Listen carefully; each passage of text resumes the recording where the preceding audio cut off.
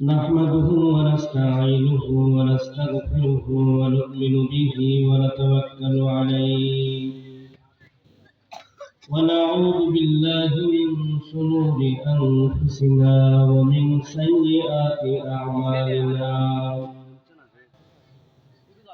من يهده الله فلا مضل له ومن يضلله فلا هادي له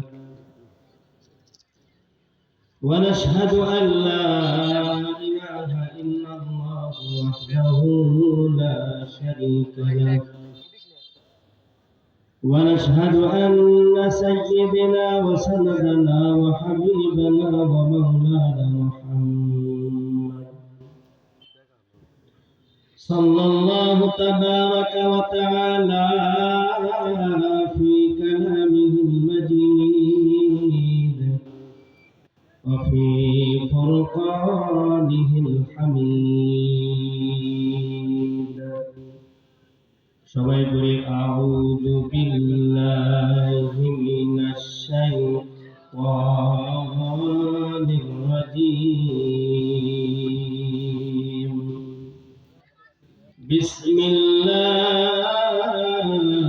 বিসমিল্লাহির রাহমানির রহিম شهر رمضان الذي أنزل فيه القرآن هدى للناس وبينات من الهدى والفرقان وقال تعالى قل هل يستوي الذين يعلمون والذين لا يعلمون إنما يتذكر أولو الألباب وقال صاحب القرآن صلى الله عليه وسلم تعلموا الفرائض والقرآن وعلموا الناس فإني مقبول وقال رسول الله صلى الله عليه وسلم إن العلماء ورثة الأنبياء وإن الأنبياء لم يؤرثوا دينارا ولا درهما صدق الله مولانا العظيم وصدق رسوله النبي الكريم ونحن على ذلك لمن الشاهدين والشاكرين والحمد لله رب العالمين يا رب صل وسلم دائما أبدا على حبيبك خير الخلق كلهم بلغ العلا بكماله كشف الدجى بجماله حسنت جميع خصاله صلوا عليه وآله توحید کی امانت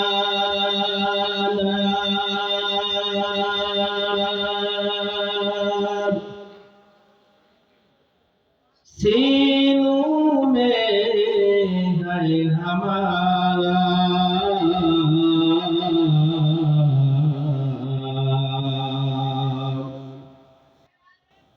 آسان نہیں مٹانا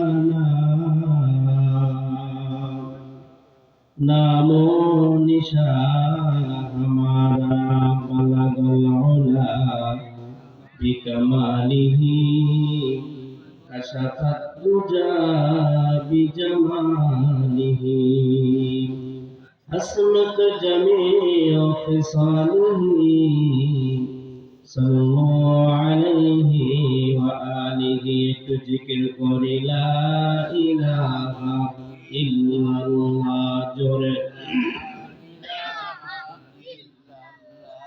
لا إله إلا الله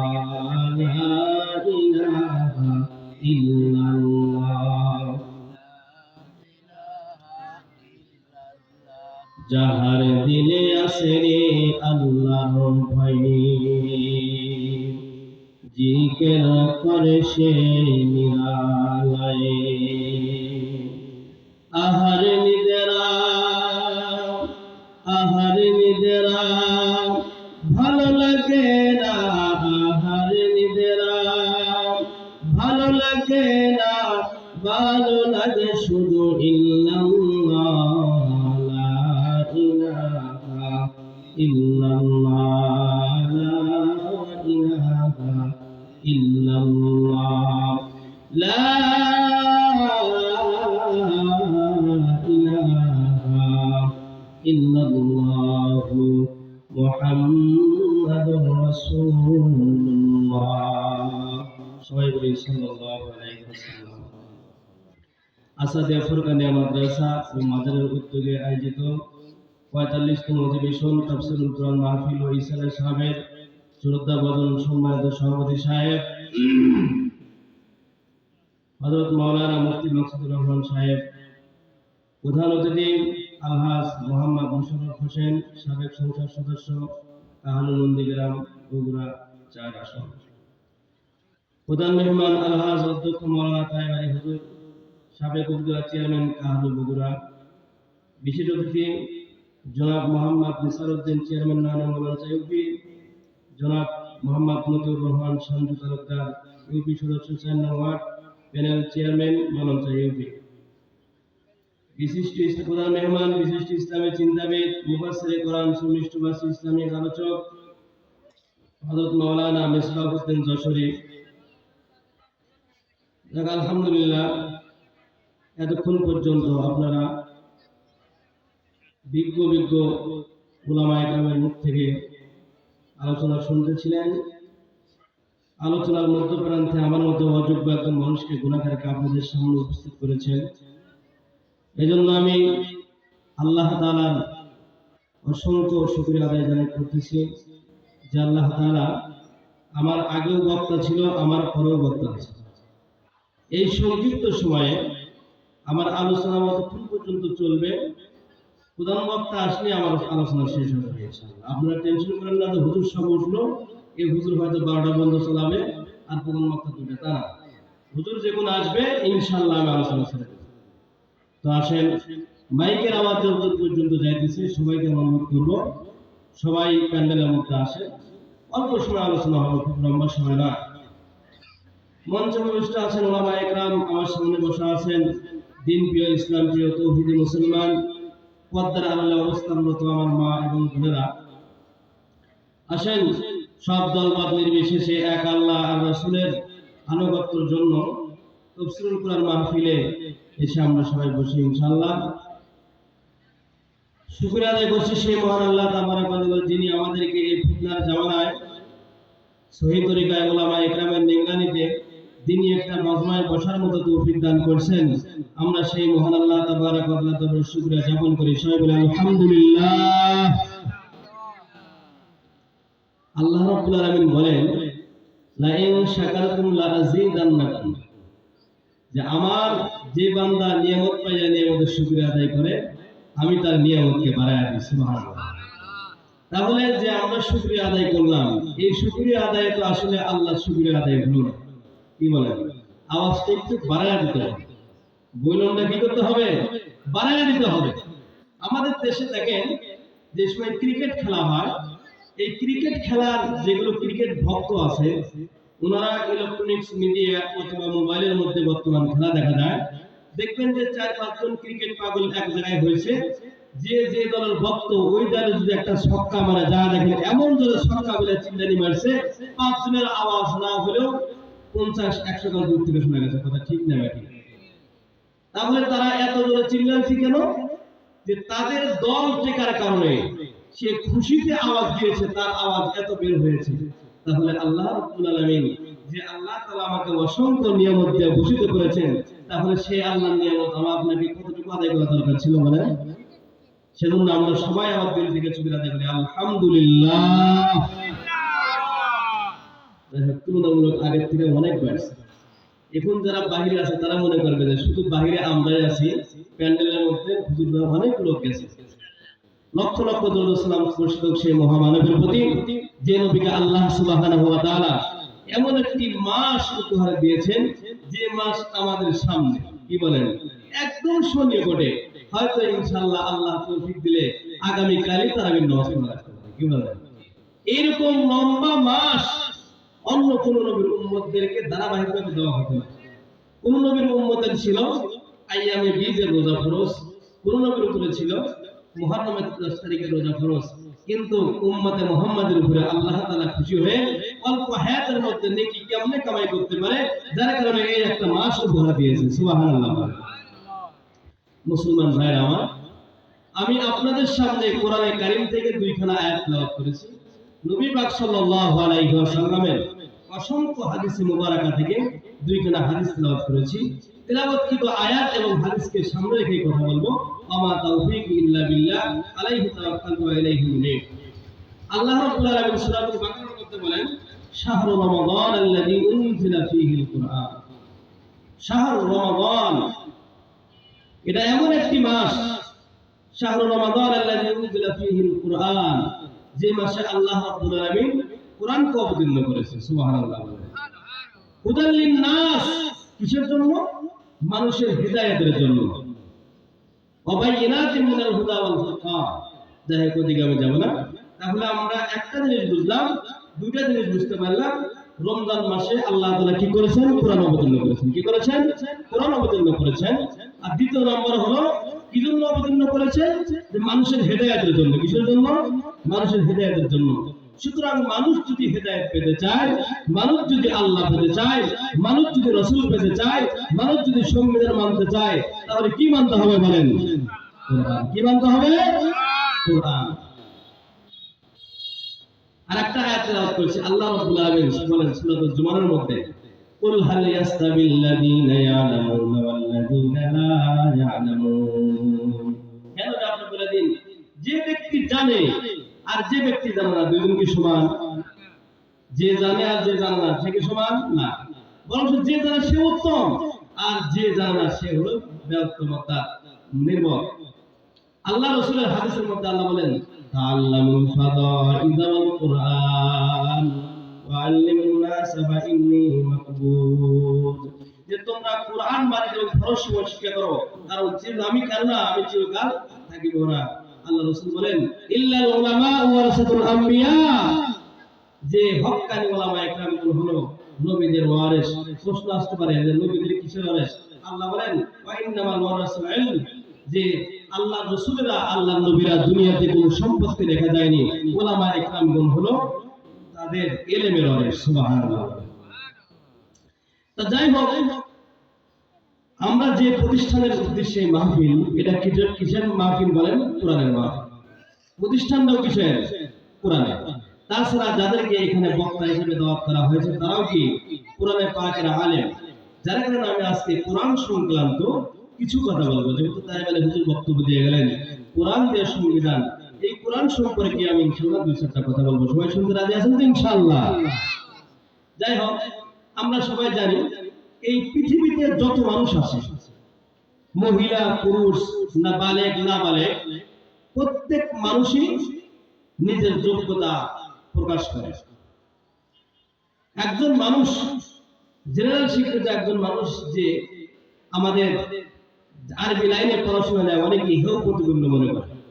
আমি তাদেরকে বলতে চাই যে সর্বপ্রথম যে ব্যক্তিটা পৃথিবীতে ক্লাস 1 করেছে, তার ওস্তাদ কি পাস ছিল? 0 পাস। কি বলেন? যে ছেলেটা সর্বপ্রথম, যে মানুষটা ক্লাস 1 করেছে, তার ওস্তাদ ছিল 0, তার ওস্তাদ ছিল ক্লাস 1। এইভাবে যাইতে যাইতে একবারে বিসিএস ক্যাডার পর্যন্ত, যে বিসিএস ক্যাডার হয়েছে, তার ওস্তাদ ছিল হলো সর্বোচ্চ হয়তো এইচএসসি পাস, এর বেশি না। কিন্তু আমার কোরআনের লাইনে দেখেন, আমার কোরআনের লাইনে আমি শিখছি আমার ওস্তাদের কাছে, সে শিখছে তার ওস্তাদের কাছে। এইভাবে যাইতে যাইতে আল্লাহ রাসূলের কাছ থেকে আব্দুল্লাহ ইবনে আব্বাস শিখেছে, আব্দুল্লাহ ইবনে মাসউদ শিক্ষা গ্রহণ করেছে। আব্দুল্লাহ ইবনে মাসউদের ওস্তাদ হলো স্বয়ং বিশ্বনবী সাল্লাল্লাহু আলাইহি ওয়াসাল্লাম, তার ওস্তাদ জিবরাইল, জিবরাইলের ওস্তাদ হলো রব্বুল আলামিন। সুবহানাল্লাহ। কবি কবির ভাষায় বলেন, মোহাম্মদ হরগিজ না গুফতা, মোহাম্মদ হরগিজ না গুফতা, তা না গুফতা জিবরাইল, জিবরাইল হরগিজ না গুফতা, তা না গুফতা রব্বুল জালিল। যে মুহাম্মদ সাল্লাল্লাহু আলাইহি ওয়াসাল্লাম যতক্ষণ পর্যন্ত কথা বলেন নাই, যতক্ষণ পর্যন্ত আল্লাহর রাসূল, যতক্ষণ পর্যন্ত জিবরাইল না বলেছে, আর জিবরাইল ততক্ষণ পর্যন্ত কথা বলেন নাই যতক্ষণ পর্যন্ত আল্লাহ না বলেছে। মুসলমান ভাইরা আমার, আমরা জানি আমাদের দেশে যত বড় আছে, এই যে দেখেন আজকে সঞ্জু তালুকদার সাহেব, উনি হলো ইউপি সদস্য, প্যানেল চেয়ারম্যান। তো ওনার যে মর্যাদা, তার সাথে কি নিসার চেয়ারম্যানের মর্যাদা কম না বেশি? কতটুকু বেশি? উনি তো একটা ওয়ার্ডের চেয়ারম্যান, মেম্বার, আর টোটাল ইউনিয়নের চেয়ারম্যান কে? নিসারউদ্দিন সাহেব। আচ্ছা, নিসারউদ্দিন সাহেব যে কথাটা বলেছে, ওই কথাটা যদি পৌর মেয়র, সাবেক মেয়র হেলাল উদ্দিন কবিরাজ বলে, এর কথার দাম বেশি হবে, আমার কথার দাম বেশি হবে। হেলাল মেয়র যে কথা বলেছে, ওই কথা যদি উপজেলা চেয়ারম্যান সুরুজ বলে, ওনার কথার দাম বেশি হবে না কম হবে? মানে উপজেলা চেয়ারম্যান যে কথা বলেছে, ওটা যদি এমপি সাহেব বলে, তার দাম বেশি হবে না কম হবে? এমপি সাহেব যে কথা বলেছে, সেই কথা যদি প্রতিমন্ত্রী বলে, তার কথার দাম বেশি হবে না কম হবে? একজন প্রতিমন্ত্রী যে কথা বলেছে, সেই কথা একজন পূর্ণমন্ত্রী বলে, তার কথার দাম বেশি হবে না কম হবে? একজন পঞ্চমন্ত্রী যে কথা বলেছে, সেই কথা একজন প্রধানমন্ত্রী বলে, তার দাম বেশি হবে না কম হবে?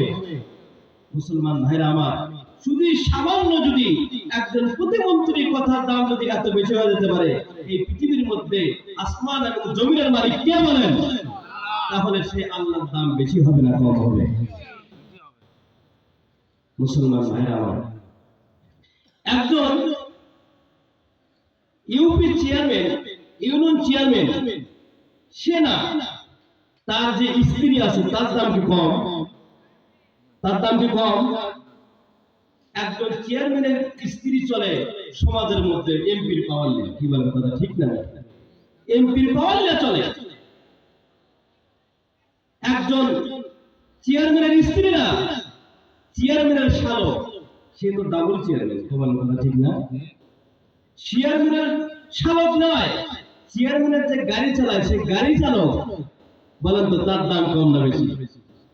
অনেক বেশি। বরং ইউনিয়ন পর্যায়ে যত নেতা আছে, তারা দেখা করতে চাইলে আগে বলে, এই চেয়ারম্যান সাহেব কি ব্যস্ত আছে না, কোন জায়গায় আছে, কি বলেন কথা ঠিক না? মুসলমান ভাইরা আমার, কথাগুলো গভীর মনোযোগ দিয়ে বুঝবেন।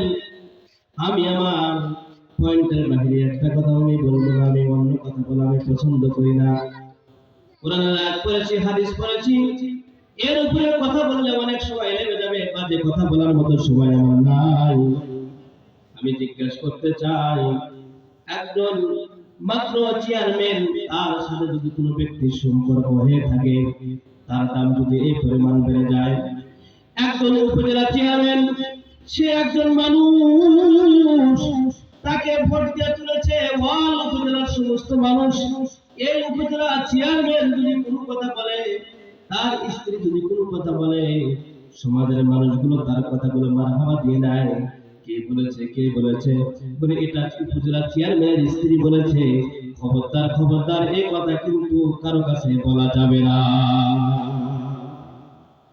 মুসলমান ভাইরা আমার, বলে উপজেলা চেয়ারম্যান নয়, একজন এমপি, সে যদি একটা ঘোষণা দিয়ে দেয়, একটা কথা যদি বলে দেয়, একজন এমপির সাথে যদি কোনো ব্যক্তি দেখা করতে চায়, সে এমপির সাথে দেখা করতে চাইলেও এমপির যে বাসার সিকিউরিটি গার্ড আছে, তার দাম কম না বেশি বলেন? তার দাম অনেক বেশি। কি বেশি? বলে সে ব্যক্তিও যদি তার সাথে দেখা করতে চায়, একজন চেয়ারম্যান যদি এমপির সাথে দেখা করতে চায়, তার বাসার সিকিউরিটি গার্ডের থেকে অনুমতি নিয়ে বাসার মধ্যে ঢুকতে হয়। সমাজের নীতি যে একজন এমপি, তার যে দাপট, এই যে দেখেছেন বিগত 16 বছর স্বৈর শাসক যে অত্যাচার করেছে, একজন এমপি না, মন্ত্রী না, একজন চেয়ারম্যান না, সামান্য একজন পার্টি নেতা, তার গরমে মানুষ ভয় থরথর করে কাঁপছে। কথা বলেন ঠিক ঠিক? থরথর করে কাঁপছে সামান্য একটা নেতা, যার ভয়ে মশাও সরে না, তার থেকে মানুষ ভয় পেত। তাহলে ক্ষমতার কি দাম, ক্ষমতার কি পাওয়া? বলে যে যে সময় ক্ষমতায় থাকে তার দামই বেড়ে যায়। সে যা বলে তাই হয়, যেটা বলে সেটাই হয়, যেভাবে চায় সেইভাবেই হয়। যেরকম দেখেন করোনাকালীন 2019 সালে করোনার মধ্যে বলে দিল কি নামাজ ফাঁক করে দাঁড়ায় পড়ো, মানুষ পড়ছে কি পড়ে নাই, ভয়ে কি দাঁড়ায় না, আর সর্বনাশ সরকার এটা বলছে না মানলে হবে না। এক বছর কি হলো, রমজানের চাঁদ, ঈদুল ফিতরের চাঁদ দেখা যায়নি, সব জায়গায় তারাবি পড়া শেষ, রাত 12:30টার দিকে ঘোষণা দেয় বলতেছে কি আগামী দিনে ঈদ হবে, হয়েছে কি হয়নি? আপনাদের মনে নাই? এটা সম্ভবত 19 সালেই মনে হয়। তাহলে রাজার খুব তাজা কয় না যে রাজার হাল কোথায় পায়? স্বর্গে। স্বর্গ যদিও এটা মানে ইয়া শব্দ, তারপরে বললাম আর কি। তো বলতেছিলাম যে কোন ক্ষমতায় থাকে, প্রথম প্রেসিডেন্ট ছিলেন বঙ্গতাজ, উনি যখন ক্ষমতায় থাকতেন ওনার ফ্যামিলির দাম বেড়ে গেছে, যা বলছে তাই হয়েছে, যে সময় বলেছে সেই সময় হয়েছে, যেরকম চাইছে সেরকম হয়েছে। এরপরে জিয়াউর রহমান, এরপরে প্রেসিডেন্ট হয়েছিল বঙ্গবন্ধু শেখ মুজিবুর রহমান, উনি যা বলেছে তাই হয়েছে, ওনার ফ্যামিলির প্রত্যেকটা দাম অনেক বেড়ে গিয়েছে। এরপরে ক্ষমতায় আছে প্রেসিডেন্ট জিয়াউর রহমান, উনি যা বলেছে তাই হয়েছে, যেরকম বলেছে সেরকম হয়েছে, যার সাথে বলেছে তার সাথে হয়েছে। এরপরে ক্ষমতায় থাকছে বঙ্গবন্ধু কন্যা শেখ হাসিনা, উনি যতদিন পর্যন্ত ক্ষমতায় ছিলেন যেভাবে চলাইছে সেইভাবে চলছে, যেরকম চলতে বলছে সেইভাবেই চলছে। কিন্তু আমি জিজ্ঞেস করতে চাই, আবার যদি কোনোদিন ক্ষমতা আমাদের রংপুরের চাচার বাড়িতে যায়, অর্থাৎ এই চাচার বইয়ের কাছে, বলেন যা বলবে তাই হবে কিনা? যা বলবে তাই হবে, যেরকম বলবে সেরকমই হবে, তার আঙ্গুলে পুরা বাংলাদেশ চলবে। আমি জিজ্ঞেস করতে চাই, যদি একজন সামান্য ইউনিয়নের চেয়ারম্যান যা বলে তাই হয়, একজন সামান্য এমপি যা বলে তাই হয়, তাহলে আমি জিজ্ঞেস করতে চাই আসমানের মালিক আল্লাহ রাব্বুল আলামিন যাদেরকে ইলমে কোরআন দিয়েছে, তারা যা বলবে তা হবে কিনা? বলেন ঠিক কি? মুসলমান ভাইরা আমার, একজন সাধারণ চেয়ারম্যান সমাজের মধ্যে দাঁড়ায় যদি একটা কথা বলে, একটা মানুষ তার সাথে মুখ খুলে কথা বলার মতো সাহস পায় না। আসমানের মালিক আল্লাহ রাব্বুল আলামিন তার রাসূলের জবান দিয়ে প্রকাশ করায়, হে নবী আপনি বলে দেন কাল ময়দানে হাশরে আলেম ওলামাদেরকে আল্লাহ রাব্বুল আলামিন পৃথিবীর মানুষের সামনে কিন্তু বিচার করবেন না। আলেমদের বিচার আর সাধারণ মানুষের বিচারের মধ্যে আল্লাহ রাব্বুল আলামিন পর্দা দিয়ে দিবেন। আল্লাহ রাব্বুল আলামিনের রাসূল বলেন, যদি কোনো ব্যক্তি দুনিয়াতে ইলমে দ্বীন শিক্ষা করেছেন, ও জেনারেল শিক্ষিত ভাইরা, তোমরা যারা আরবি পড়াশোনাকে তোমরা লাঠি মেরেছো, তোমরা যারা আরবি পড়ানোর পর কি বলো, এই সমস্ত সরকারি মাদ্রাসা কি জন্য করেছে? এরা সারা জীবন ভিক্ষার ঝোলালে ঘুরবে, এরা কি করবে? এরা কি কামাই করে খেতে পারবে? আল্লাহর কসম করে বলে তোমার সাথে চ্যালেঞ্জ করতে চাই, তুমি যদি বিসিএস ক্যাডার করে থাকো, আমি যে পোশাক আল্লাহ রাব্বুল আলামিন আমাকে পরাই, তোমার সত্য গোষ্ঠী সেই পোশাক পরে নাই, কথা বলেন ঠিক কিনা? আমাকে যে সম্মান আল্লাহ রাব্বুল আলামিন দিয়েছেন, সেরকম সম্মান আল্লাহ রাব্বুল আলামিন তোমাকে দেয় নাই। তুমি একজন বিসিএস ক্যাডার হইতে পারো, তুমি এমপিএল হইতে পারো, তুমি ইঞ্জিনিয়ার হইতে পারো, কিন্তু আলেমদেরকে আল্লাহ রাব্বুল আলামিন যে চেয়ারে বসাইছে, ওই চেয়ার তুমি কোনদিনও পাবে না। আল্লাহু আকবার। আল্লাহ রাব্বুল আলামিনের রাসূল হাদিসের মধ্যে বর্ণনা করেছেন, যদি কোনো ব্যক্তি কোরআনে কারীম শিক্ষা গ্রহণ করে, আরে তোমরা আসো তোমাদের একটু কথা বলে, আমরা তোমাদের না কথা বলতাম না, কিন্তু বর্তমান কথা বলতে হয়। তোমরা আলেমদের বিরুদ্ধে লিখতে লিখতে তোমাদের কলমের কালি শেষ হয়ে গিয়েছে, যার কারণে এখন আলেম ওলামা একটু তোমাদের ব্যাপারে বলতে চাই। একজন মানুষ যখন ক্লাস 1 থেকে ক্লাস 5 এ পড়ে, এখানে ছাত্র নিয়ে আসেন, ক্লাস 6 7 এর ছাত্র নিয়ে আসেন, আমি ওদের দোয়া করব, দোয়া করতে পারবে না? বলবেন না পারবেন? দোয়া করতে পারবে না? আপনি একজন এসএসসি পাশের ছেলেকে নিয়ে আসেন, তাকে আমি বলবো বাবা তুমি বলো ইসলামের চার খলিফার নাম কি? বলতে পারবে না। একজন কি মাস্টার ডিগ্রি পাশের ছাত্র নিয়ে আসেন, তাকে আমি বলবো জানাজা কোন নিয়মে পড়াতে হয়, তুমি এই পরিচয়টা বলে দাও, উনি বলবেন পারবেন না।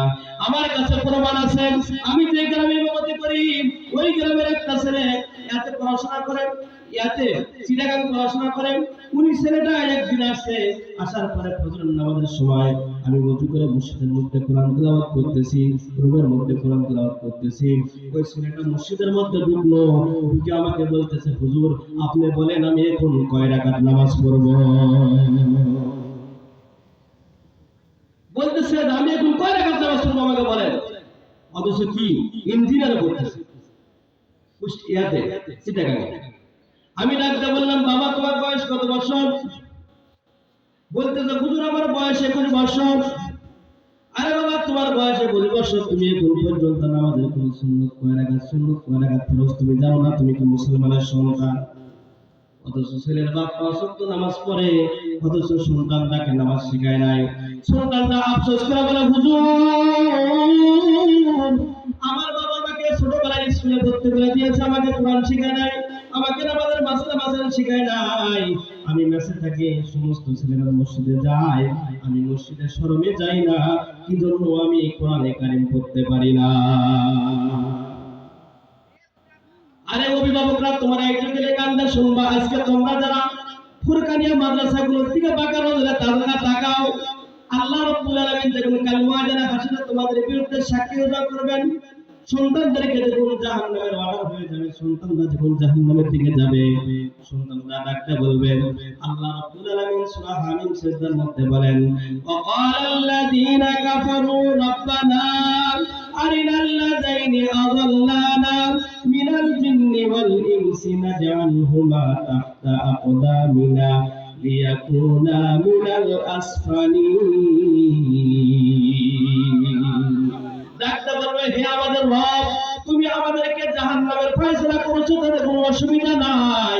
আমাদের পূর্বে আমরা দুনিয়াতে যাদেরকে অনুসরণ করে চলেছিলাম, তারা জিনের মধ্যে দেখা হোক অথবা মানুষের মধ্যে দেখা হোক, আল্লাযীনা আযাল্লানা মিনাল জিন্নি ওয়াল ইনস নাজআলহুমা, তাদেরকে নিয়ে আসেন তাহতা আকদামিনা। তাহতা মানে নিচে, তাফসীরের কিতাবের মধ্যে লেখা আছে তাহতা আকদামিনা লিয়াকুনা মিনাল আসফালিন। তাদেরকে নিয়ে আসেন, তাদের বুকের উপরে পাড়া দিয়ে আমরা জাহান্নামে যাব, নচেত আমরা জাহান্নামে যাব না। ও অভিভাবক মণ্ডলীরা, আপনাদেরকে আমি অনুরোধ করে দেখেন, কত সুন্দর হাদিস আমি বর্ণনা করি। আল্লাহ রাসূল সাল্লাল্লাহু আলাইহি ওয়াসাল্লামের শিক্ষা কত সুন্দর। একজন ছেলে কি করেছে, মেট্রিক পাস করেছে, উনি যখন রাস্তাতে যায় ওকে কেউ স্যার বলে, কেউ স্যার বলে, কেউ মাস্টার বলে, না না না, একজন তলবে ইলম যখন রাস্তাতে হেঁটে যায়, মানুষ অনিচ্ছাভাবেই তাকে হুজুর বলে সম্বোধন করে ডাকে। একজন আলেম কি করেছে, একজন ছাত্র মাত্র কি করেছে, আম্মা পড়া শেষ করেছে, নুরানি কায়দা শেষ করেছে, বলে হুজুর সে কি নামাজ পড়াতে পারবে? অবশ্যই পারবে, অবশ্যই পারবে। আমি প্রমাণ করে দিতে চাই, এই যে পাশে আমার সন্তান 8 বছর বয়স, আমার ছেলেকে ধরেন আপনারা আম্মা পড়া নিয়ে আসেন, আমার ছেলেকে ধরেন, বাবা তুমি পড়ো, দেখেন আমার সন্তান আপনারা পড়ে শোনাবে। আপনি বলেন, বাবা নামাজের ওয়াজিব কয়টা করে শোনাবে? বাবা তুমি বলো নামাজ ওযু ভঙ্গের কারণ কয়টা শোনাবে? বাবা তুমি দোয়া কোন শোনাবে? দরুদ শরীফ আত্তাহিয়াত দোয়া মাসরা সব শোনাতে পারবে। এরকম একটা 8 বছরের ছেলে স্কুলে ক্লাস 3 তে পড়ে, এরকম একটা ছেলে নিয়ে আসেন, আমার ছেলের সাথে আমি প্রমাণ করে দেখাতে চাই। একটা মাদ্রাসার ছাত্র দেখুন রাস্তা দিয়ে হাঁটে, আল্লাহ রাসূল বলেন, মান তারাকা সলিফার মান তারাকা হাদিসটা বলে গেলাম, হাদিসের মধ্যে আছে আল্লাহ রাসূল বলেন, ইলমিদিন শিক্ষা করার জন্য যদি কোনো ব্যক্তি ঘর থেকে বের হয়ে যায়, আল্লাহ রাসূল বলেন ওই ব্যক্তির জন্য জান্নাতের রাস্তা সহজ হয়ে যায়। সুবহানাল্লাহ বলেন। আল্লাহ রাসূল হাদিসের মধ্যে বলেন, ফাআল্লাহ হালালাহু ওয়া হারামা হারামাহু, ফাআল্লাহ হালালাহু ওয়া হারামা হারামাহু, আদখালাহুল্লাহুল জান্নাহ ওয়া শাফাহু ফি আশরাতিন কুল্লুহুম কুদ ওয়াজাবাত লাহুম নার। একজন ছেলে যখন কি করলো, মুক্তবের পড়া শেষ করলো, মুক্তবের পড়া শেষ করে হিফজ পড়া কমপ্লিট করলো, এই ব্যক্তিটার কি লাভ? এই ব্যক্তিটা যখন দুনিয়ার জমিনে চলবে, এই ব্যক্তি প্রত্যেকটা হরফ যেমন তেলাওয়াত করবে, প্রত্যেকটা হরফের তেলাওয়াতের বিনিময়ে আল্লাহ রাব্বুল আলামিন তাকে 10টা করে নেকি তার আমলনামায় লিখে দিয়ে দিবে। সুবহানাল্লাহ। পৃথিবীর মধ্যে এমন কোন বই আছে যে বইয়ের শুরুতে লেখা আছে এর মধ্যে কোনো সন্দেহ নাই এরকম করে লেখা আছে নাকি? এমন কোন বই আছে তুমি যদি একটা কোনো সূরা পড়ো তাহলে তাকে 10 নেকি দেওয়া হবে এরকম কোন বই আছে নাকি? না। কিন্তু আল্লাহ রাসূল বলেন যদি কোনো ব্যক্তি একটা করে হরফ তেলাওয়াত করে ওই ব্যক্তির আমলনামায় কমপক্ষে 10টা নেকি লিখে দেওয়া হয়। ফাজাইলে হুফাজুল কোরআন কিতাবের মধ্যে লেখা আছে যদি কোনো ব্যক্তি বিশুদ্ধভাবে একটা করে আয়াত তেলাওয়াত করে একটা করে হরফ তেলাওয়াত করে আল্লাহ রাব্বুল আলামিন ওই ব্যক্তির আমলনামায় 70টি করে নেকি লিখে দেয়। সুবহানাল্লাহ। মুসলমান ভাইরা আমার বলতে পারেন হুজুর তাহলে আরবের লাভ আরো বলেন। আমি আরো বলতেছি হযরতে ঈসা পয়গম্বর আলাইহিস সালাতু ওয়াস সালাম উনি ওনার অনুসারীদেরকে নিয়ে পথ চলতেছিলেন। হঠাৎ করে রাস্তার পাশে একটা কবর দেখতে পেলেন যে কবরের মধ্যে খুবই আযাব হইতেছে। হযরতে ঈসা পয়গম্বরকে তো আল্লাহ রাব্বুল আলামিন এত সুন্দর মুজিজা দিয়েছিলেন। কবরের পাশে যদি বলতো কুম বিসমিল্লাহ হে ব্যক্তি তুমি দাঁড়া যাও সঙ্গে সঙ্গে দাঁড়া যাইতো। ঈসা পয়গম্বর কবরের পাশে দাঁড়ানোর পরে হাত তুলে কাঁদতেছে। তার অনুসারীরা ডাকতে বলে ইয়া রাসূলুল্লাহ আপনি কি জন্য কাঁদতেছেন? বলে আমি দেখতেছি এই কবরের মধ্যে আযাব হইতেছে। উনি ডাকতে বলে মুরিদরা ডাকতে বলেন সাহাবীরা ডাকতে বলেন হুজুর আল্লাহর কাছে দোয়া করেন। বলে দোয়া তো করতেছি কিন্তু দোয়া তো কবুল হইতেছে না। ঈসা পয়গম্বর আলাইহিস সালাতু ওয়াস সালাম এরপরে যখন পথ চলা শুরু করলেন পথ চলতে চলতে আমার পথের সন্ধান দিকে যখন আসতেছে আস্তে আস্তে দেখে ওই কবরের মধ্যে আল্লাহ তাআলা জান্নাতের ফেরেশতা নিযুক্ত করে দিয়েছে। সুবহানাল্লাহ। পয়গম্বর ঈসা আলাইহিস সালাতু ওয়াস সালাম থমকে দাঁড়ায় গেলেন কি ব্যাপার? যাওয়ার সময় দেখলাম কবরের মধ্যে আযাব, আসার সময় দেখতেছি কবরটা জান্নাতের বাগান। কি জন্য? ঈসা পয়গম্বর আল্লাহকে ডাকতে বলে আল্লাহ যাওয়ার সময় আমি এত বড় দোয়া করলাম কিন্তু তুমি তার কবর আযাব মাফ করলে না, এখন কি ব্যাপার? আল্লাহ রাব্বুল আলামিন নবীকে জানায় নবী রে তুমি মাইয়াতকে তুমি জীবিত করে তুমি শোনো তার মুখ থেকে তুমি শোনো।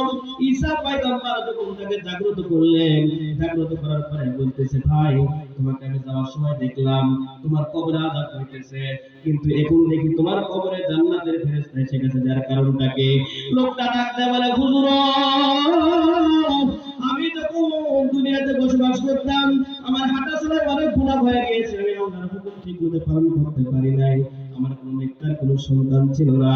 আমি কি করছি আমার স্ত্রীর গর্ভে একটা সন্তান ছিল, আমার স্ত্রীকে আমি বলে আসছিলাম স্ত্রীরা আমার সন্তান মেয়ে হোক ছেলে হোক আমার এই সন্তানটাকে তুমি কোরআনে প্রতিষ্ঠানে দিয়ে দিও, এই কোরআন প্রতিষ্ঠানে পড়বে আমার জন্য দোয়া করবে। হুজুর আমার সন্তানটা আমি পৃথিবীর থেকে আসার পরে জন্মগ্রহণ করেছে হুজুর, দেখুন তার বয়স সামান্য 5 থেকে 6 বছর হয়েছে।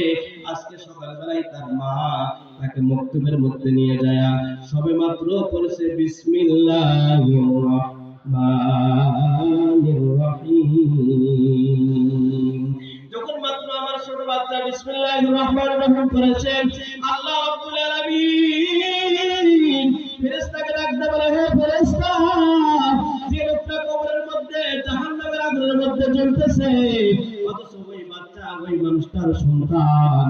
মানুষটার সন্তান দুনিয়ার জমিনে কোরআনে প্রতিষ্ঠানে আমাকে রহমান এবং রহিম বলেছে, যে মানুষটা কবরের মধ্যে আযাবে ভুগতেছে ওই মানুষটার সন্তান যখন রহমান রহিম বলেছে আমি তো রহমান আমি তো রহিম, যাও আমি আমার বান্দার যাবতীয় গুনাহকে আমি মাফ করে দিয়ে দিলাম। সুবহানাল্লাহ বলেন।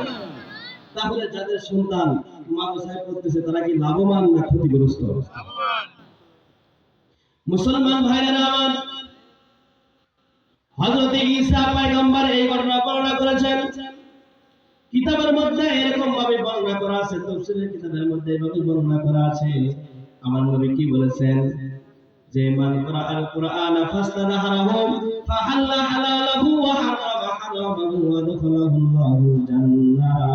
আমার নবী হাদিসের মধ্যে বর্ণনা করেন যে ব্যক্তি কোরআনে কারীম পড়লো এবং কি করলো কোরআনে কারীম শিক্ষা করে কোরআনে কারীমকে হিফজ করলো এবং কি করলো ফাহাল্লা হালালা ওয়া হারামা হারামা, হালালকে হালাল জেনেছে, কি করেছে বলেন? হালালকে হালাল জেনেছে, হারামকে হারাম জেনেছে। আমার কথা কি আপনারা বুঝতেছেন? হালালকে হালাল জেনেছেন, হারামকে হারাম জেনেছেন, বলে ওই ব্যক্তির সম্মান আল্লাহ তাআলা এত বেশি বেশি করে দিয়েছেন, এত বেশি লাভবান করে দিয়েছেন, বলে কাল ময়দানে হাসরে বলে যে সমস্ত ব্যক্তি আল্লাহ হালালাহু ওয়া হারামা হারামাহু আদখালাহুল্লাহুল জান্নাহ, বলে ওই ব্যক্তি তো জান্নাতে ডাইরেক্ট চলে যাবে। সুবহানাল্লাহ বলে জান্নাতে যাবে। শুধু তাই নয়, ওয়াসাফাহু ফি আহলি বাইতিহি কুল্লুহুম কদ ওয়াজাবাত লাহুম নার, বলে এমন 10 ব্যক্তির জন্য আল্লাহ রাব্বুল আলামিন তার সুপারিশ মঞ্জুর করবেন যে 10 ব্যক্তির উপরে জাহান্নাম ওয়াজিব হয়ে গিয়েছে, এমন 10 ব্যক্তিকে সুপারিশ করে আল্লাহ তাআলা জান্নাতের পথে পৌঁছাইয়া দিবেন। সুবহানাল্লাহ। মুসলমান ভাইরা আমার, সেই জন্য কোরআনে কারিমের শিক্ষা যারা করেছি তারা কি ঠকছি না জিতছি বলেন? অবশ্যই আমরা জিতেছি, দুনিয়ার লাইনেও জিতেছি।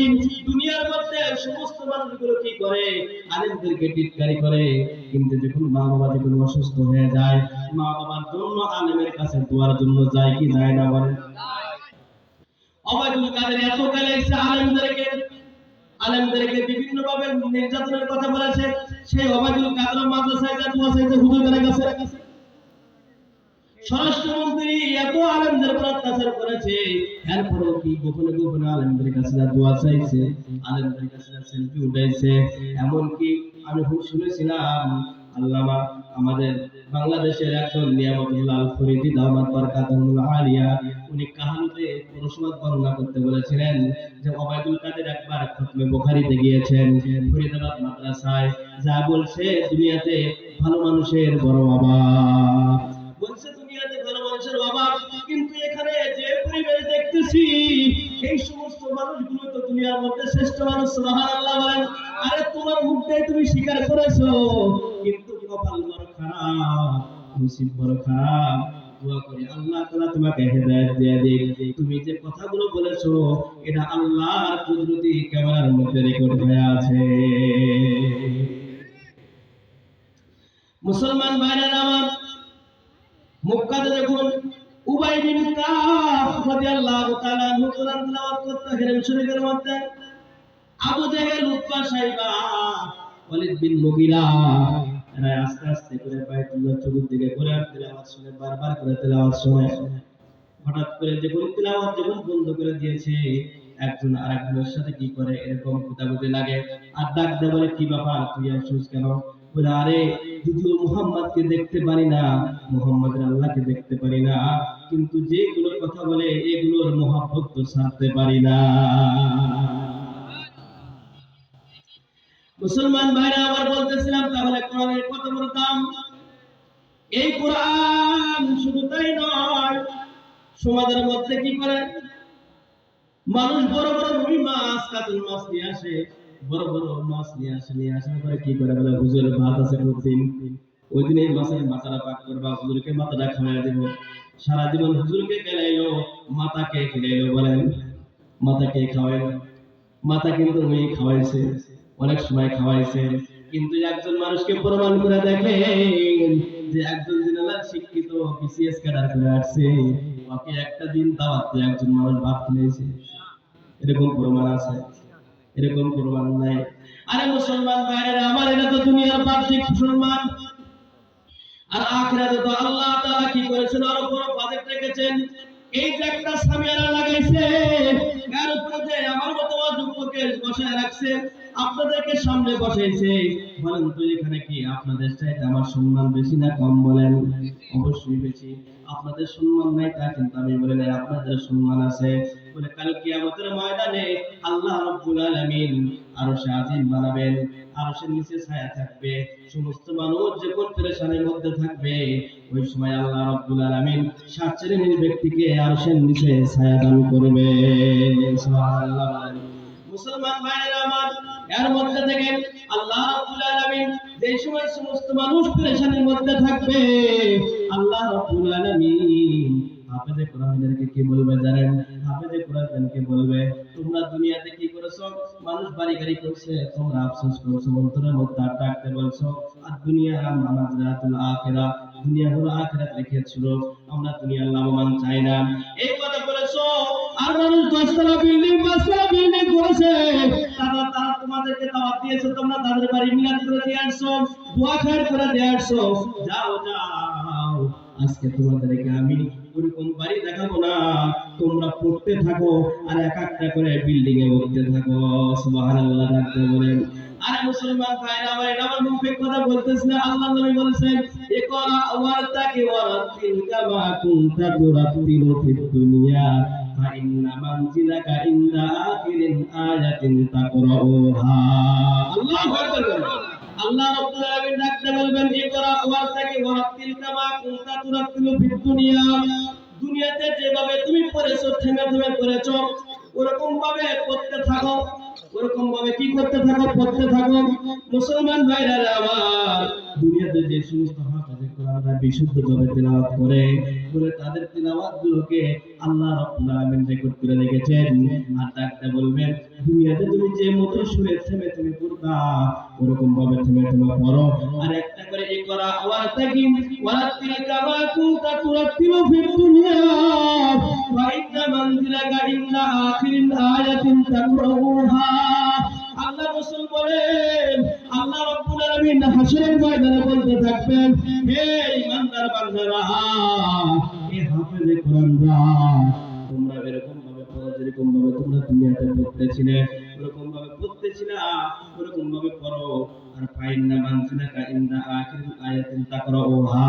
আর একটা একটা করে মঞ্জিল মানে ঘাঁটি, একটা একটা করে ঘাঁটি ধরতে থাকো, এবং সর্বশেষ আয়াত যেখানে শেষ হবে, তোমার বাসস্থান ওই জায়গায় যা শেষ হয়ে যাবে। সুবহানাল্লাহ। আরে মুসলমান ভাইরা আমার, দুনিয়াতে একজন মানুষ দুই তলা বিল্ডিং করে তার আশপাশে যাওয়া যায় না, বলেন ঠিক কিনা? যদি কেউ তিন তলা বিল্ডিং করে আকাশের দিকে এরকম ভাবে তাকায় আর ডাকতে পারে, হুজুর এই বিল্ডিংটা আমি করলাম। আরে মিয়া, তুমি তো ছাই করেছো, ছাই করেছো। তুমি যে তিন তলা বিল্ডিং করেছো, তুমি যদি এখন চোখ বলো, তোমার স্ত্রী বলবে এক তাড়াতাড়ি মাটিতে নামা, একে তিন তলার থেকে তাড়াতাড়ি সাজরায় নামা। মসজিদ ইমাম সাহেব তুমি বলে ভাবি, শোনেন একটা কথা শোনেন, রাত্রি 12টা বেজে গেছে, এই সময় রাতে নামানো যাবে না। বলে না না, তাড়াতাড়ি নামাও, সকালবেলা আমার সন্তানরা যদি ঘুম থেকে উঠে দেখে লাশ উপরে, আমার সন্তানরা ভয় পেয়ে যাবে, এই বিল্ডিং এ উঠবে না, তাড়াতাড়ি মাটির নিচে নামে রাখো। কথা বলেন ঠিক কিনা? আরে মুসলমান, তুমি যে সন্তানের জন্য মাথার গাম পায়ে মেরে আল্লাহ হুকুমগুলোকে তুমি লাথি মেরে দিয়ে, রমজানের রোজাগুলোকে না করে, তারাবির নামাজগুলোকে না করে, যাকাতকে না দিয়ে, হজ তুমি না করে, তোমার সন্তানের জন্য 5 তলা 10 তলা 2 তলা বিল্ডিং বানিয়ে দিয়ে গেলা, ওই সন্তানই তোমার জন্য কাল কিয়ামতের ময়দানে আল্লাহর বিরুদ্ধে নালিশ করবে।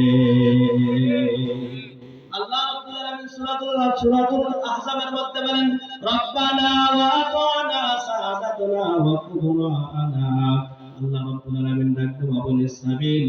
আল্লাহ রাব্বুল আলামিন যখন বান্দাদেরকে যখন জাহান্নামে দিবে, ওই সমস্ত সন্তানরা ডাকতে বলবে, রব্বানা ওয়া আতানা সাদাতানা ওয়া কুবরানা। হে আমাদের রব, আমাদেরকে শাস্তি দেওয়ার পূর্বে আমাদের পিতামাতাকে দিন, তারা আমাদেরকে গোমরাহ করে রেখেছিল, তারপর রাতে আল্লাহ ডাকতে বলেন ওয়াজিফাইনি, অর্থাৎ তাদেরকে ডবল শাস্তি দিন, তাদেরকে বড় শাস্তি দিন, কারণ তারা আমাদেরকে গোমরাহ করে রেখেছিল। তাহলে বলেন আজকে বড় বড় ইহুদি খ্রিস্টানেরা অত্যন্ত সাক্ষ্য প্রমাণ পেয়ে গিয়েছে, অত্যন্ত লাভবান হয়ে গিয়েছে।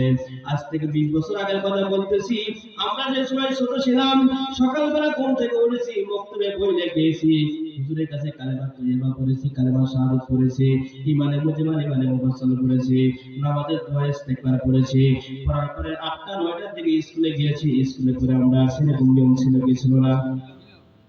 ইহুদি খ্রিস্টানরা দেখলো কি বাবা, আজ পর্যন্ত তো মুসলমানের সন্তানরা ইউরোপ আর আমেরিকার মতো হয় না, সুতরাং এদেরকে কি করতে হবে? বলে এদের মস্তিষ্ক ধোলাই করে দিতে হবে। কি ধোলাই করতে হবে? বলে মানুষের হায়াত কাছে কমে, এই অল্প সময়ের মধ্যে মানুষের শিক্ষার মান বৃদ্ধি করতে হবে। অতএব এদেরকে কি করো? বলে এদের মর্নিং মক্তবে বাড়ানোর দরকার নাই, এরা যখন ক্লাস 5 এ উঠবে, ওরা যা মাদ্রাসায় পড়বে, আর ক্লাস 5 ওঠার কেউ পড়তে পারবে? ডাকতে বলেন কেউ পড়তে পারবে? এই যে একটা চেতনা ঢুকাইয়া দিল, বলে কি করতে হবে? বলে 3 বছর থেকে তাদেরকে কি করে স্কুলে কিন্ডারগার্টেনে বানায় দাও। বলে 3 বছরের বাচ্চা তো যাইতে পারে না, বলে তার মাকেও পাঠায় দাও। এই যে সন্তানদেরকে ধরাই করিয়া তার মা বাবাকে ধরাই করিয়া যখন 3 বছরের বাচ্চাকে যখন স্কুলে দিয়েছে, আর প্যারেন্টের উপর চাপ পড়েছে। আর এই সুযোগে মা বাবা দুজন, বাবা সকালবেলা ঘুমে আসে, মা সকালবেলা সন্তানকে নিয়ে স্কুলে গিয়েছে। পারিবারিক দ্বন্দ্ব কলহ হইয়া হাজার হাজার মেয়ে তালাক প্রাপ্ত হয়ে বাড়িতে বসে আছে। লিয়ে গেছে তারা বসতে বসতে 10 দিন উঠাবসা করতে করতে একজনের মা আর একজনের বাবা প্রেম প্রীতিতে লিপ্ত হয়ে গেছে। এরকম হয় কি হয়নি বলে হাজার হাজার প্রমাণ আছে। আমাদের কিছু কিছু আলেমরাও ফেটে গেছে।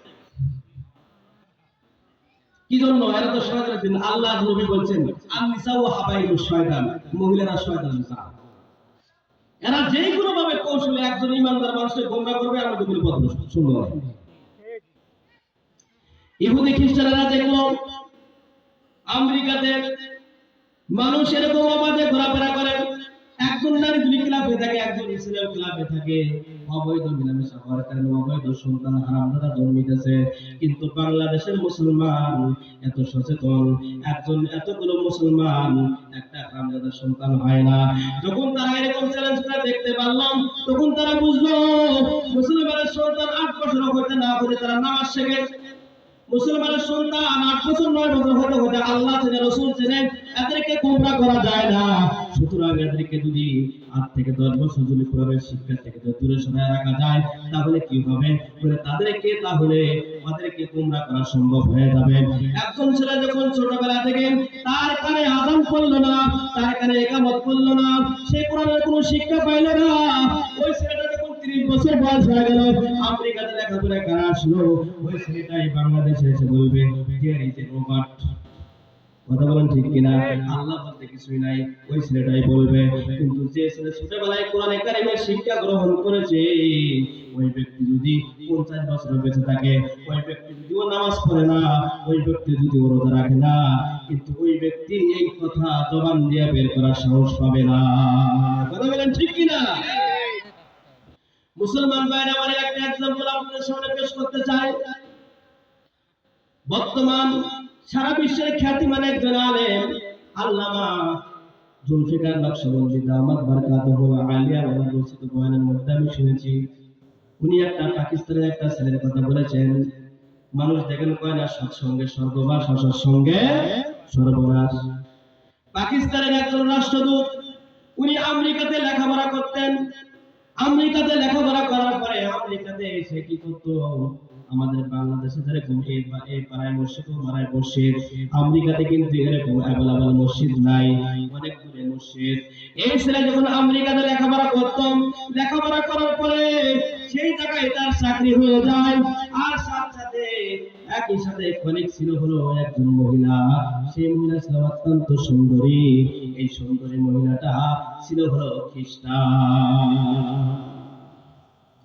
এই রাষ্ট্রদূত যুবক দীর্ঘদিন এই যে যেমন মাঠ মসজিদ, এই জায়গায় যদি আমি লাগাত দিয়ে 1 মাস নামাজ পড়ি, বলেন তো আমাকে সবাই চিনবে কি চিনবে না? বলেন, অবশ্যই আমাকে চিনবে। হুজুর আপনার বাসা কোথায়, আপনি কোন জায়গায় থাকেন, অবশ্যই আমার পরিচয় তারা জেনে ফেলবে। হঠাৎ করে 1 মাস নামাজ পড়ার পরে যদি 2 দিন না থাকে, অবশ্যই সব মুসল্লি বলবে কি ব্যাপার, ওই হুজুরটা গেল কোথায়? আমেরিকার রাষ্ট্রদূত ওই মসজিদে নামাজ পড়তো, নামাজের পরে কোরআন তেলাওয়াত করতো, আর ঠিক মতো অফিস করতো। এরকম করতে করতে দীর্ঘদিন কেটে যাওয়ার পরে ওই যুবক ওই মেয়ের প্রেমে আসক্ত হয়ে গেল। ওই মেয়েকে ডাকতে বলে, বোন, আমি তোমার সাথে ভালোবাসা করতে চাই, অর্থাৎ তোমাকে আমি বিবাহ শাদী করতে চাই। মেয়ে ডাকতে বলে, যুবক, তুমি হলো মুসলমান, আমি হলো খ্রিস্টান, তোমার সাথে আমার সাথে বিবাহ তো জায়েজ হবে না। তুমি কি করো? যদি তুমি আমাকে বিবাহ করতে চাও, তাহলে তুমি আমাকে কি করতে হবে? তোমাকে খ্রিস্টান ধর্ম গ্রহণ করতে হবে, আর তুমি আমাকে মুসলমান হতে হবে। কিন্তু না না, আমি তো কোনোদিনও মুসলমান হব না। তুমি যদি আমাকে বিয়ে করতে চাও, তাহলে তোমাকে খ্রিস্টান হতে হবে। যুবক ডাকতে বলে, হুজুর, আমি কি করলাম? আমি ওই মেয়ের প্রেমে আসক্ত হয়ে গেলাম। মেয়েকে ডাকতে বললাম, ঠিক আছে, তোমাকে আমি বিবাহ করতে চাই, কি করতে হবে তুমি ডাকতে বলো। যুবককে ডাকতে বলে, শোনো, তাহলে কি করতে হবে? তোমাকে 1 নম্বর খ্রিস্টান হতে হবে, 2 নম্বর আমার ফ্যামিলিতে তোমাকে যেতে হবে, আমার ফ্যামিলি কি পরামর্শ দেয় সেই ডিসিশন যদি তুমি মেনে নাও, তাহলে তোমার সাথে আমার বিবাহ হবে না, সেটা আমার সাথে তোমার বিবাহ হবে না। যুবক ডাক্তার বললেন, ঠিক আছে, তাহলে তোমার বাসায় কতদিন যাবো তুমি আমাকে বলো। হঠাৎ করে একদিন মহিলা অফিসের কাজ সেরে ডাক্তার বলতেছে, আজকে কিন্তু আমার বাসায় তোমাকে যেতে হবে। বলে কেন? বলে আজকে আমার ফ্যামিলিতে একটা মিটিং হবে, মিটিং এর মধ্যে আমাকে তোমার সাথে বিবাহ দিবে কিনা সেই সম্পর্কে আলোচনা করা হবে। যুবক ডাক্তার বলে, ঠিক আছে, আমি তোমার সাথে তোমার বাসায় যেতে রাজি আছি। যুবক ডাক্তার বলে, আমি যখন খ্রিস্টানের বাসায় গেলাম, যাওয়ার পরে দেখি শত শত মানুষ বাড়ির মধ্যে করতেছে, আর শুকরের গোশত রান্না করে রেখে দেওয়া হয়েছে, মদের বোতলগুলো ডাক সামনে রেখে দেওয়া আছে। আমি যখন গেলাম, আমাকে ডাক্তার বললো, যুবক তুমি তো মুসলমান, আমাদের মেয়ে তো খ্রিস্টান, আমার মেয়ে যদি তোমাকে বিবাহ করতে চায়, তুমি যদি আমার মেয়েকে বিবাহ করতে চায়, যে কোনো একজনের ধর্মগ্রন্থ হতে হবে, কিন্তু আমার মেয়ে তো খ্রিস্টান, আমার মেয়ে তো মুসলমান হবে না, সুতরাং তোমাকে ইসলাম ত্যাগ করে খ্রিস্টান হতে হবে। দেখেন কেমন দোকায় ফেলায় আছে, দেখছেন? যুবক ডাকতে বলে, আমি মাতার মতো কি করলাম, ঠিক আছে, আমি ইসলামকে পরিত্যক্ত করে দিলাম, আমি ইসলামকে অস্বীকার করলাম। খ্রিস্টানরা ডাকতে বলে, যুবক তুমি মুখে বললে হবে না, তোমার যত সিম কার্ড আছে সমস্ত সিম কার্ড গুলো ভেঙে ফেলতে হবে। জিমেল, ফেসবুক, এরকম ইউটিউব চ্যানেল যতগুলো আছে সমস্ত গুলো অফ করতে হবে, যাতে করে তুমি কারোর সাথে কোনো কানেকশন না পাও, তোমাকে সব বন্ধ করতে হবে। যুবক বললে, সঙ্গে সঙ্গে আমি বন্ধ করে দিলাম, আমি ডিলিট করে দিয়ে দিলাম।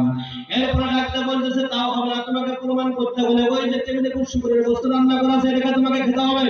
যুবক ডাক্তার বলে, আমি কি করলাম, এক পর্যায়ে আমি যা ওই শুকরের গোশতটুকু খাইলাম, শুকরের গোশত খাওয়ার পরে দীর্ঘক্ষণ পরে আমাকে বলতেছে, তোমাকে এটা করলে হবে না, তুমি আমাকে কি করতে হবে, ওই টেবিলের উপর মদ আছে, মদগুলো তোমাকে পান করতে হবে। যুবক ডাক্তার বলে, আমি কি করলাম, আমি মদ পান করলাম। আমি যখন মদ পান করলাম, মদ পান করার পরে দীর্ঘক্ষণ পরে আমাকে বলতেছে, ঠিক আছে, তাহলে তুমি ইসলাম থেকে তুমি খারিজ হইলা, তুমি কি করো, তুমি এখন রুমের মধ্যে আসো। তাদের দুইজনের বিবাহ আবদ্ধ হয়ে গেল। ডাক্তার বলতেছে, শোনো, তুমি যে সিটিতে থাকো ওই সিটিটা তোমার হবে না, তোমার অন্য সিটিতে তোমাকে ট্রান্সফার হতে হবে। মুসলমান ভাইরা আমার, যুবক ডাক্তার বলতেছে, এক পর্যায়ে আমি অন্য সিটিতে পার হয়ে গেলাম। আমি যখন অন্য সিটিতে পার হব, হঠাৎ করে তাকের উপর তাকায় দেখি আল্লাহর কোরআন আমাকে নাজরে ডাকতে বলতেছে, আল্লাহর বান্দা তুমি কেমন করে ভুলে আমাকে বলে তুমি কোথায় চলে যাও, দয়া করে তোমার যে বই পুস্তকগুলো আছে, তোমার যে বন্দিগুলো আছে, এগুলোর সাথে আমাকেও তুমি একটু করে তোমার জায়গার মধ্যে নিয়ে যাও। যুবক ডাকতে বলে, আমি কি করলাম, আমার আসবাবপত্রের সাথে আমি কি করলাম, কোরআনের কারিমটা আমি হাতে নিয়ে নিলাম, হাতে নিয়ে অন্য সিটিতে যখন গেলাম, যাওয়ার পরে আমি কোরআনটা উপরের উপরে রেখে দিলাম। সকালবেলা যখন অফিসে যাই, যাওয়ার সময় আমি কোরআনের দিকে একবার তাকাই, বিকালবেলা যখন আমি অফিস থেকে আসি তখন আমি একবার তাকাই, তাকাই আমি মনের মধ্যে সান্ত্বনা দিই, ভাই আমি কি করলাম, আমি তো খ্রিস্টান হয়ে গেলাম, আল্লাহ যদি এই অবস্থায় আমাকে মুখ দেয় তাহলে তো আমি বিনে হিসেবে জাহান্নাম, আমার তো কোনো চিন্তা চেতনা আর নাই। মুসলমান ভাই আমার দিনের কান্দা শুনেন, দেখেন কোরআনে কারীম কত বড় ভ্যাকসিন। আমাদের দেশে যখন বাচ্চা জন্মগ্রহণ করে 1.5 মাস থেকে 9টা করে ভ্যাকসিন দেওয়া হয়। কিসের ভ্যাকসিন? ঠান্ডা কাশির ভ্যাকসিন, হামের ভ্যাকসিন, বিভিন্ন ডায়াবেটিসের বিভিন্ন রকমের করোনার টিকাগুলো দেওয়া হয়। দেওয়ার পরে কি বলা হয়, আশা করা যায় কাম হবে না, তারপরে ভাই কি হয় না। আপনি যদি ছোটবেলায় সন্তানকে কোরআনের ভ্যাকসিন দিয়ে দেন, আপনার সন্তান 40 বছর যদি নামাজ না পড়ে, আল্লাহর কসম করে বলি আপনার সন্তান গোমরাহ হবে না। আল্লাহ বান্দা যুবক ডাকতে বলতেছে, আমি কি করলাম, যখন অন্য সিটিতে পার হয়ে গেলাম, যাওয়ার পরে অফিস থেকে এসে আমি কোরআনে কারিমের দিকে তাকাই। দীর্ঘদিন এভাবে চলতে চলতে হঠাৎ করে একদিন আমি দেখি, অফিস থেকে বাড়িতে এসে দেখি আমার ওই টাকার উপরে কিনে আমার কালামটা নাই। আমি ডাক্তার বললাম, স্ত্রী রে তুমি বলো, আমি যে একটা বই এনেছিলাম আল্লাহর কোরআন, সেই কোরআনটা কোথায়? স্ত্রী ডাক্তার বলতেছে, আরে স্বামী আমার, তুমি তো খ্রিস্টান, আমি তো খ্রিস্টান, দীর্ঘদিন যাবত তুমি ওই বইটা পড়ো না, যার কারণে আমি অপরিত্যক্ত মুক্ত থাকার কারণে ওই বইটাকে আমি ঘরের মধ্যে যাবতীয় যেগুলো আসবাবপত্র ছিল, যেগুলো অপাত্র পরিষ্কার, সেই জিনিসগুলোকে আমি বস্তায় করে ভরে ডাস্টবিনের মধ্যে ফেলাইয়া দিয়ে এসেছি। যুবক ডাকতে বলে, আমার তখন কলবের মধ্যে আগুন জ্বলে উঠলো, সর্বনাশ! এতদিন পর্যন্ত কোরআন শরীফ পড়েছিল, আমার চোখে পড়তো, আজকে আমার স্ত্রী বলে কি ব্যাপার, আমার কোরআন নাকি ডাস্টবিনের মধ্যে ফেলাইয়া দিয়েছে। আয় আল্লাহ, এই অবস্থায় যদি আমার মরণ হয়, আমি আল্লাহর কাছে কি জবাব দেব? যুবক বারবার করে কাঁদে, স্ত্রীকে ডাকতে বলে, স্ত্রী রে, তুই তালাক, তালাক, তোর সাথে আমি সংসার করবো না। তুই বল, আমার এই কোরআনটা তুমি কোন জায়গার মধ্যে ফেলাইয়া দিয়েছ? এই খ্রিস্টান মেয়ে ডাকতে বলে, স্বামী আমার, তুমি আমাকে রেখে যাও না, তোমার কালাম কোথায় ফেলাইয়া দিয়েছি ওরা তো কোনো দরকার নাই। যুবক ডাকতে বলে, না না, আমাকে আর দেখে লাভ হবে না, তুমি আমার কালামকে ফেলাইয়া দিয়েছ, আমি তোমার সাথে আপোষ করতে পারি না। যুবককে মহিলা ডাকতে বলে, স্বামী আমার, তুমি এই জীবনের জন্য, আমাকে এই যৌবনের জন্য, আমার এই চেহারার জন্য তুমি পাগল হয়ে ইসলামকে তুমি পরিত্যক্ত করেছো, কোরআন কারিমকে তুমি ভুলে গিয়েছো, মদ পান করেছো, নেশা করেছো, সুখের বস্তু পান করেছো, এখন তুমি আবার কোরআনের কারিমের কাছে তুমি কেন যাও? যুবক ডাকতে বলে, তুমি কি জানো না, আমি তো মুসলমানের সন্তান, শয়তানের ওয়াসওয়াসায় করে আমি এই কাজ করেছি। তুমি বলো, আল্লাহর কোরআন কোন জায়গায় তুমি ফেলাইয়া দিয়েছো? মহিলা ডাকতে বলে, অমুক জায়গায় ডাস্টবিনের মধ্যে আমি কোরআনে কারিম ফেলাইয়া দিয়ে এসেছি। যুবক দৌড়ায় ডাস্টবিনের কাছে যায়, যা ডাস্টবিনের মধ্যে লাফ দিয়ে নেমেছে, ওসা দোসা কাজের মধ্যে লাফ দিয়ে নেমেছে। নামার পরে যখন দেখে আল্লাহর কোরআন খুঁজে পাওয়া যায় না, হঠাৎ করে যুবক কাঁদতেছে কাঁদতেছে, পানির মধ্যে ডুবকি দিয়ে খুঁজতেছে, খুঁজে দেখে আল্লাহর কোরআন পানির নিচে গিয়া এক কোণার মধ্যে যায়, কোরআনটা অক্ষত অবস্থার মধ্যে আছে। সুবহানাল্লাহ। মুসলমান ভাই, আমরা আমাদের বলেন আল্লাহু আকবার। মুসলমান, আমরা দেখেছি দুনিয়াতে যত জায়গায় আগুন লেগেছে, সমস্ত কিছু পুরো সরকার হয়ে যায়, কিন্তু আল্লাহর কালাম পড়ে না, আল্লাহর কালাম পড়ে না। কেন পড়ে না? আল্লাহ রাব্বুল আলামিন বলেছে, ইন্না নাহনু নাযালনা যিকরা ওয়া ইন্না লাহু লাহাফিজুন। আল্লাহ রাব্বুল আলামিন ডাকতে বললেন, আমি কোরআনকে অবতীর্ণ করেছি এবং এই কোরআনের জিম্মাদারি কে নিয়েছে বলেন? আসমানের মালিক আল্লাহ। যুবক ডাকতে বলে, আমি যখন ডাস্টবিনের মধ্যে গেলাম, যাওয়ার পরে দেখি কোরআনটাকে আমি তুললাম, কোরআনটাকে তুলিয়া বুকের সাথে ধরে নিলাম, আর এই কোরআনটাকে হাতে করে নিয়ে আমি আস্তে আস্তে করে আমি অন্য সিটির দিকে চলে আসলাম। কোন সিটিতে চলে গেছে? যে সিটির মসজিদে নামাজ পড়েছে, ওই মসজিদের মধ্যে যুবকটা পিছনে দাঁড়ায় থেকে নামাজ আদায় করবে, ফজরের নামাজের সময় হয়ে গিয়েছে। মুসলমান ভাইরা আমার, আমরা যারা ইমাম সাহেব আছি, দেখা যায় নামাজের আগে একামত হওয়ার সময় ইমাম সাহেব পিছনের দিকে তাকায় কি তাকায় না বলেন? তাকায় দেখে আকাশ সোজা হলো কিনা, কোন নতুন মানুষ আসলো কিনা, কোন মুরব্বী মানুষ আসলো কিনা, এটা তাকায় থেকে দেখে, কাতারগুলো সোজা করে দেয়। ইমাম সাহেব যখন একামত হইতেছে, পিছনের দিকে তাকায় দেখে, দীর্ঘদিন পরে ওই যুবককে দেখা যায়, যে যুবক এই সিটিতে নামাজ পড়তো, আজকে দীর্ঘ ৬-৭ মাস পরে এই যুবকটা আবার সেই সিটির মসজিদে দেখা যায়। মুসলমান ভাইরা আমার, যুবককে দেখার পরে হুজুর ইমাম সাহেব চোখে ইশারা করলেন, নামাজের পরে বসবেন, আপনার সাথে কথা আছে। যুবক নামাজ শেষ করে বসে আছে, কোলের মধ্যে মুখ দিয়ে, হাতের মধ্যে মুখ দিয়ে যুবক দুই চোখের পানি ছাড়তেছে আর কাঁদতেছে। যুবককে ইমাম সাহেব ডাকতে বলে, যুবক, এতকাল পর্যন্ত তুমি কইছিলা, তোমাকে দেখলাম না কেন? যুবক ডাকতে বলে, হুজুর, এতদিন পর্যন্ত আমি জাহান্নামের একটা রেলবিহান শিকার মধ্যে ছিলাম, আজকে আল্লাহ তাআলা আমাকে জ্ঞান ফিরিয়ে দিয়েছে। হুজুর, আমি যখন মসজিদে ঢুকতেছিলাম, আমার মন বলতেছিল, না জানি আল্লাহ আমার উপরে রাগান্বিত হইয়া আমাকে মসজিদ থেকে লাঠি দিয়ে বের করে দেয় কিনা। হুজুর ডাকতে বলে, যুবক, তোমার কি ঘটনা হয়েছে, পুরো ঘটনা খুলে বলো।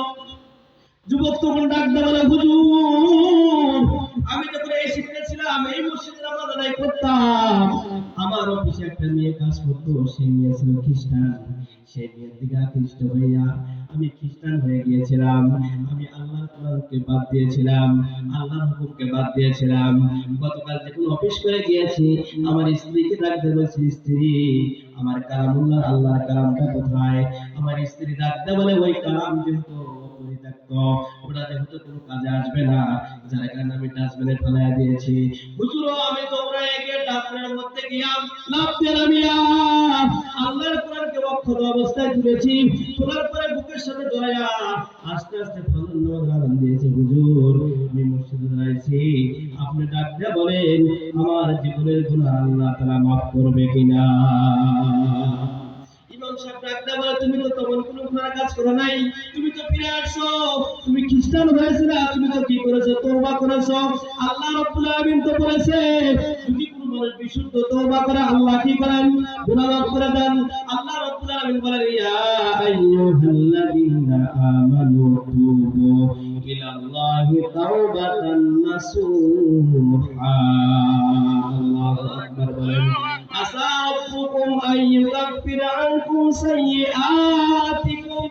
আল্লাহ রাব্বুল আলামিন ডাকতে বলেন, ইয়া আইয়ুহাল্লাযীনা আমানু, হে ঈমানদাররা, তুবু ইলাল্লাহ, তুবু ইলাল্লাহ, তোমরা তওবা করো আল্লাহর জন্য। ইলাল্লাহি তাওবাতান নাসুহা, বিশুদ্ধ তওবা করো। যদি বিশুদ্ধ তওবা করো তাহলে তোমাদেরকে কি করা হবে? একটা পুরস্কার দেওয়া হবে। একটা হলো তুবু ইলাল্লাহি তাওবাতান নাসুহা, আসা রাব্বুকুম আইয়ুকাফিরা আনকুম সাইয়্যাতিকুম।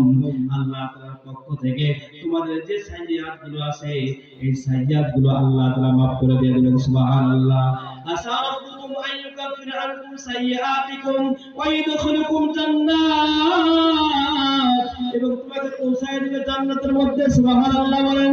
যুবককে ডাকতে বলে, যুবক তুমি যে ভুল করে তওবা করেছিলে আসছো, আল্লাহ তাআলা অবশ্যই তোমাকে maaf করবে। সমস্ত উলামা ইকরাম বলেন একমত যে এই যুবকটা এই জন্যই নাজাত পেয়েছে যে এই যুবকটার মধ্যে আল্লাহর কোরআন থাকার কারণে আল্লাহ তাআলা তাকে কি করেছে? নাজাত দিয়া আবার জান্নাতের পথে টেনে নিয়ে আসে। তাহলে আমাদের যে সমস্ত সন্তানেরা কোরআনে কারীম শিক্ষা গ্রহণ করতেছে, এদের জন্য আমাদের লাভ হবে না ক্ষতি হবে? ডাকতে বলেন লাভ হবে। মুসলমান ভাইরা আমার, হাদিসের মধ্যে আছে কাল ময়দানে হাসরে হাফেজে কোরআনের পিতামাতাগুলো যখন মতির মেম্বারে বসে থাকবে, মতির মেম্বারে বসে থাকবে, তাদের মাথার যখন সামনে তাজগুলো থাকবে ঝলমল ঝলমল করতে থাকবে, সমস্ত হাসরবাসী ডাকতে বলবে, কি ব্যাপার? এরা কারা? বলে এরা কি নবী? এরা কি নবী সিদ্দিক না? এরা কি সুহাদা?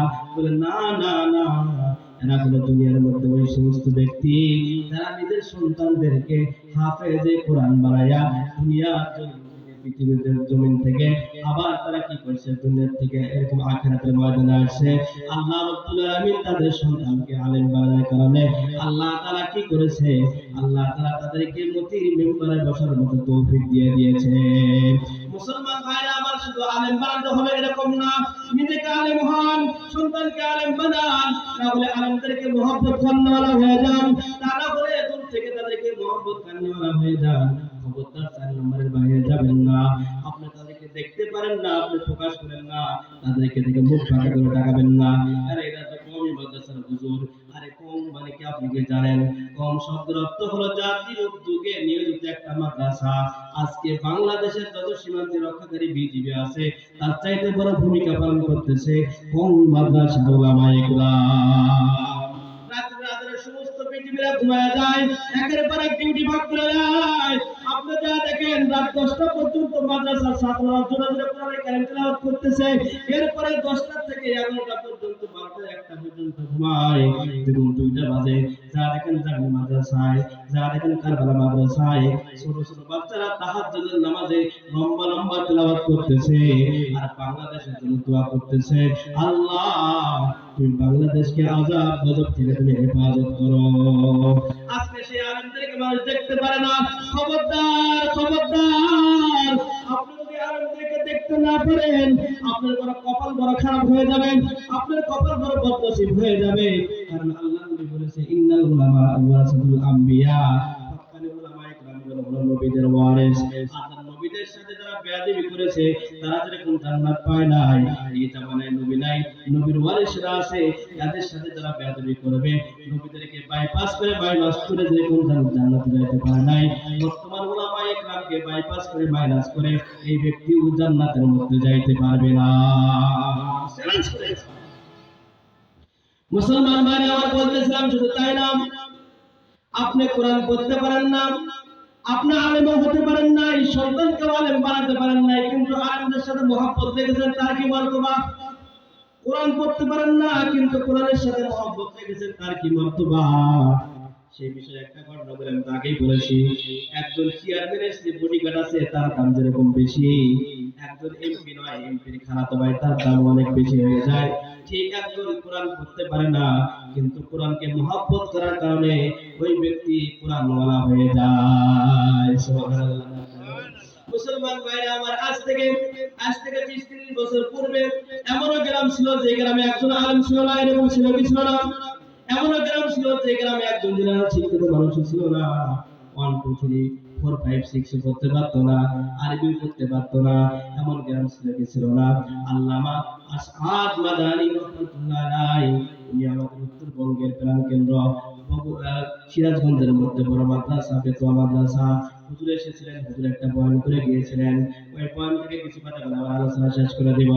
হুজুর বলেন, আমার উস্তাদে মুহতারাম শুনে আছেন আমাদের ঘটনা কোরআন তাফসীর পড়াইতেন, হুজুর শোনাইছেন যে ইন্ডিয়ার মধ্যে এমন একটা গ্রাম ছিল যে গ্রামটা হলো মূর্খের গ্রাম। কি গ্রাম বলেন?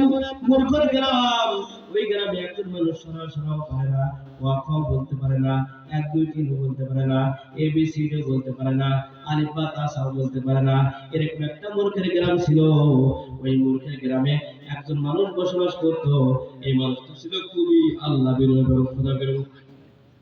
মুসলমান ভাইরা আমার বলতেছিলাম, তাহলে একজন মূর্খ মানুষ যদি হয়, তাহলে তো একজন মানুষ মারা গেলে তাকে জানাজা দিতে হবে, হবে কি হবে না বলেন? বর্তমান তো আমাদের বাংলাদেশ ডিজিটাল থেকে স্মার্ট পর্যন্ত চলে গেছে, তাহলে কি জানাজার নামাজ স্মার্ট হয়ে গেছে নাকি? জানাজার নামাজ কি ডিজিটাল হয়ে গেছে নাকি? না না, সব ডিজিটাল হয়ে গেছে, কিন্তু নামাজ এবং জানাজার নামাজ এনালাগ পদ্ধতিতে আছে। বর্তমান আজরাইল ডিজিটাল হয়ে গেছে, কথা বলেন ঠিক কিনা? আজরাইল কি হয়ে গেছে? ডিজিটাল হয়ে গেছে। আগের জামানায় দেখতাম মানুষ ঘরে 10-15 দিন 20 দিন 1 মাস 2 মাস করে থাকতো, আশেপাশের লোকজন আসতো, তার থেকে দোয়ারিত। কিন্তু এখন মোটরসাইকেল চালানোর যায় এমন করে করেছে, উল্টা করছে, ওই জায়গায় বলছে, তারপর ওই ব্যক্তির কপাল ভালো না খারাপ? বলে কপাল ভালো খারাপ কি জন্য? ওই ব্যক্তি মানুষের সাথে অনেক খারাপ ব্যবহার করছে, ওই ব্যক্তিরা কি করতে মানুষের থেকে মাফ নিতে পারলো না, দোয়া চাইতে পারলো না। কিন্তু একজন মানুষ যদি ঘরে পড়ে থাকে, আমাদের সমাজের মানুষ কি বলে বলেন? গুনাহ যেমনি করছে তেমনি শাস্তি পাচ্ছে। কি বলে কথা ঠিক না? করছে, গুনাহ করছে রে, শাস্তিও পাচ্ছে, আরো না হওয়া দরকার। আরে ওই তো শাস্তি পাচ্ছে না, আমার গুনাহ মাফ হয়ে গেছে। সুবহানাল্লাহ। যখন মানুষ অসুস্থ হয় তখন তার সগীরা গুনাহ মাফ হয়। মুসলমান ভাইরা আমার বলতেছিলাম, ইন্ডিয়ার মধ্যে এমন একটা গ্রাম ছিল যে গ্রামটা হলো মূর্খের গ্রাম, যেখানে কোরআন পড়তে পারে না, কোরআনের সাথে মহব্বত রাখার কারণে তার কি ফায়দা হয়েছে? আল্লামা সৈয়দ হুসাইন আহমদ মাদানী রাহমাতুল্লাহ আলাইহি বয়ান করেছেন, ওই মূর্খ গ্রামের একটা লোক যখন মারা গিয়েছে, মারা যাওয়ার পরে ওই লোকটাকে কেমনে গোসল করাবে, কেমনে কাফন পরাবে, এরকম কোনো লোক ছিল না। কেমনে জানাজার নামাজ পড়ে তাকে দাফন করবে, এরকম কোনো লোক ছিল না। মুসলমান ভাইরা আমার, একদিন মারা গেল, পরের দিন কি করবে? পরের দিন ওই লোকটাকে কোন রকম ভাবে গোসল করাইয়া, কাপড় পরাইয়া ওই লোকটাকে জানাজার নামাজ দিবে, সেরকম কোনো আলেম নাই। সমস্ত লোকজন পরামর্শ করলো, কি ব্যাপারে একদিন যাবত আমাদের এই মায়েরকে দাফন করা হইতেছে না, এই মায়েরকে কেমনে দাফন দিব, কেমনে কি করব? অতএব এখানে যদি কোনো আলেমকে আসতে বলে তাহলে তো সে আলেম আসবে না, সুতরাং কি করা যায়?